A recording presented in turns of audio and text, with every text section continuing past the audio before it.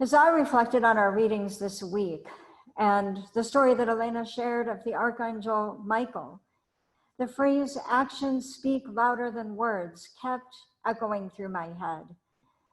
The parable Jesus tells his listeners describes one son saying he won't do something his father wants him to do, and then thinking better of it and doing it anyway. And the other son saying, of course he would help, and then choosing not to.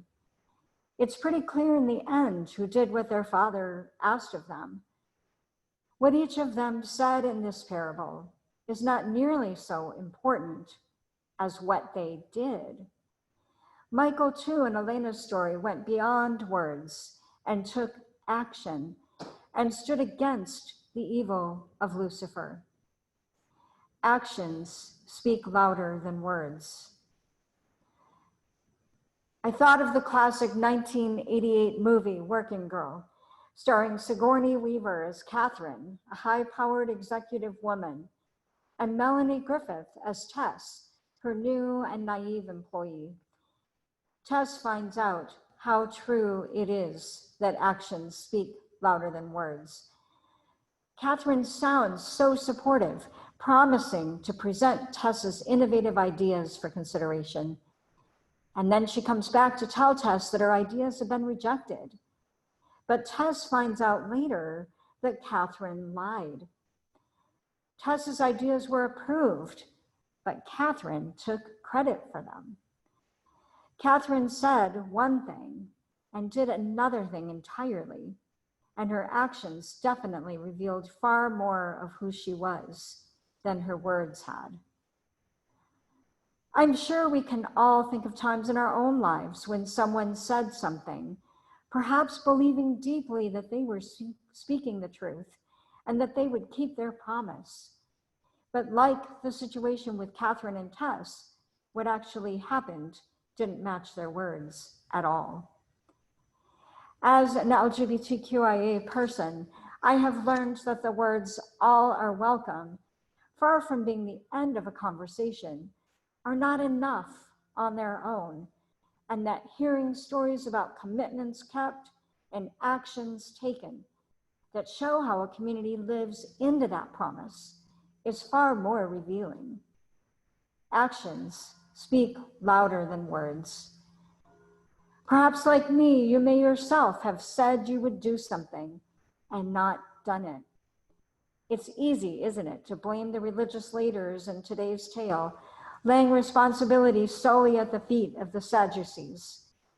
But the truth is, we've all been there, perhaps truly wanting to make the commitment we are giving voice to, perhaps wanting to say the thing we know we should say. Maybe if we're honest, wanting to look better than our sibling who has just told our parent no. It's one thing, isn't it, to say that we'll do something or that we believe something, and quite another to put those beliefs and words into action. Debbie Thomas, in her entry for this week on her blog, Journey with Jesus, says this: we're meant to be uncomfortable, to be confronted, to ask ourselves, which son am I? Am I the child who makes promises I fail to keep? Am I the daughter who talks the talk and sincerely believes that my sacred sounding words are enough? Am I the son who doesn't see repentance as a lifelong business, a business that didn't end at the altar call or the confirmation service, or the baptism or the newcomers class at church that first drew me to Jesus?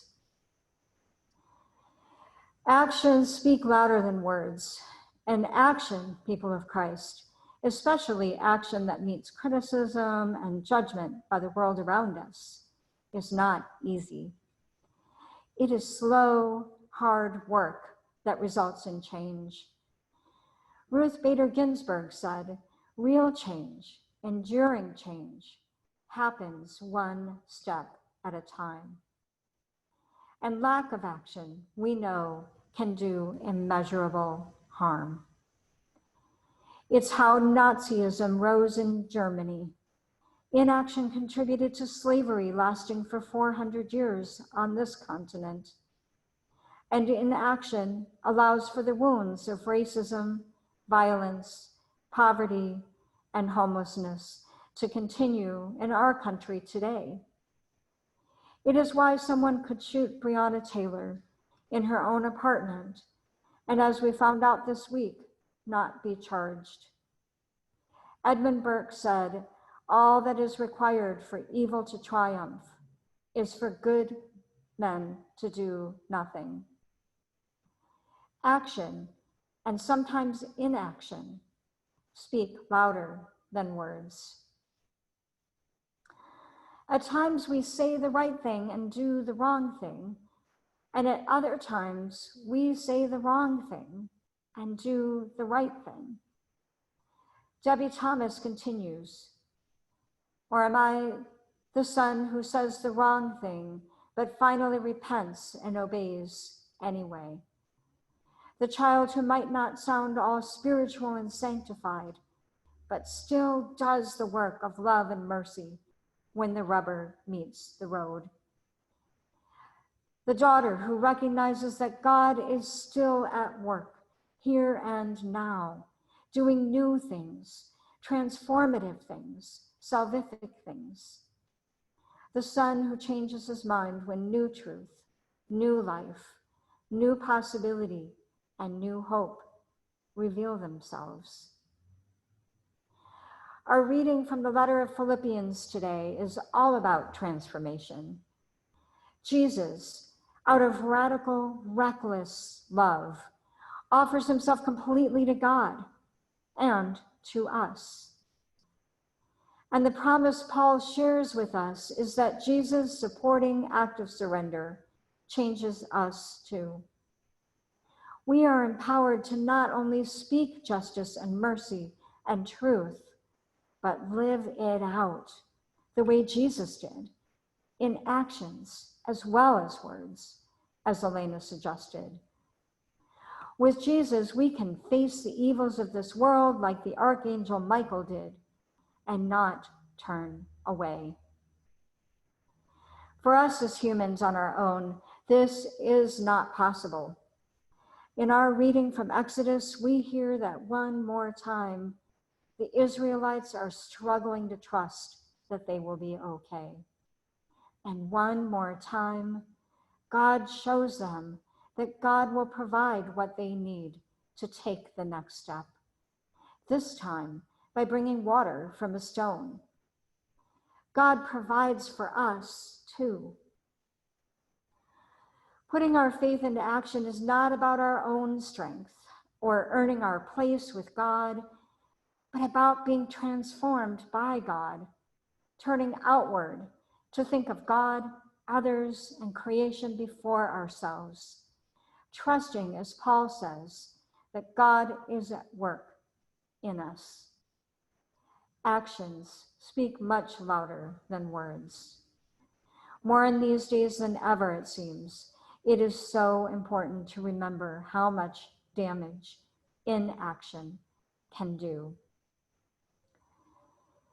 We are all being transformed, called to humbly embody God's justice for all of creation, one action at a time. Each day we can ask, what am I being called to do? How can I embody God's love and justice for my neighbor, for my community? And when we're unsure of what to do or afraid, God has shown that they will guide us and provide what they need, perhaps even sending angels to walk with us on the way. With the psalmist, we can pray, "To you, O Lord, I lift up my soul. O God, in you I trust. Do not let me to be put to shame. Lead me in your truth and teach me, for you are the God of my salvation." Thanks be to God.